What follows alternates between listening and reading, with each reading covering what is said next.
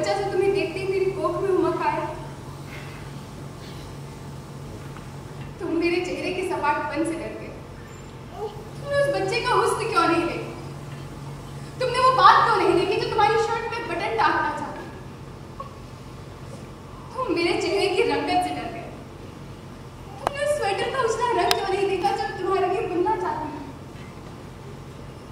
तुमने मेरी हंसी नहीं सुनी, मेरे आंसू नहीं देखे, मेरे दिल के दर्द को महसूस नहीं किया, मेरी उंगलियों को अपने खूबसूरत घुंघराले बालों में नरसते हुए नहीं देखा। तो फिर तुमने मुझे नापसंद कैसे कर दिया? इतना सब कुछ कह रहे हैं? अभी तो वो रो रही थी और बात कर रही थी। सुधा को महसूस हुआ कि उसका सर मोती के कंधों पर।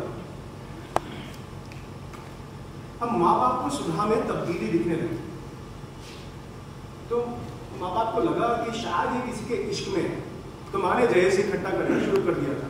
और पिता उसके वो इस दिन के उसमें रहे कि कब वो कोई लड़का लेके आए, पर सुधा किसको नहीं लेके आई। सुधा अब ऑफिस देर से लौटा करती थी।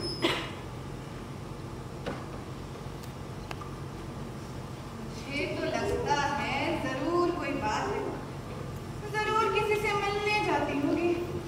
चल क्या रहा है? तुम लोग मुझे बताते नहीं हो? मुझे घर वालों से पता चलता है कि जाकर किसी से मिल रही है।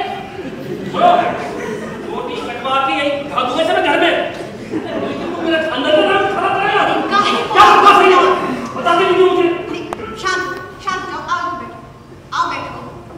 दूसरे से पता लगा मुझे कि गुस्सा मत करो, शांति से गहरी सांसें ले लो। एक काम, तुम ही ने तो कहा था तोता राम की लड़की ने अपना लड़का ढूंढ लिया। हाँ तो शुक्र मनाओ कि किसी ने ऐसे भी पसंद कर लिया है। अब तो तुम बस दहेज की तैयारी करो, नहीं तो क्या से शादी करेगा? अरे क्यों नहीं करेगा? और क्या करता क्या है? मुझे कुछ नहीं पता। सुधा के बताते ही इसके हाथ पीले करवा देंगे। ऐसे भी 25 बरस की कुंवारी लड़की को घर बिठाना ठीक नहीं है। अरे वो सुन तो जितना शादी की है, हमसे दहेज की शादी करेगा इससे हाँ बिल्कुल करेगा।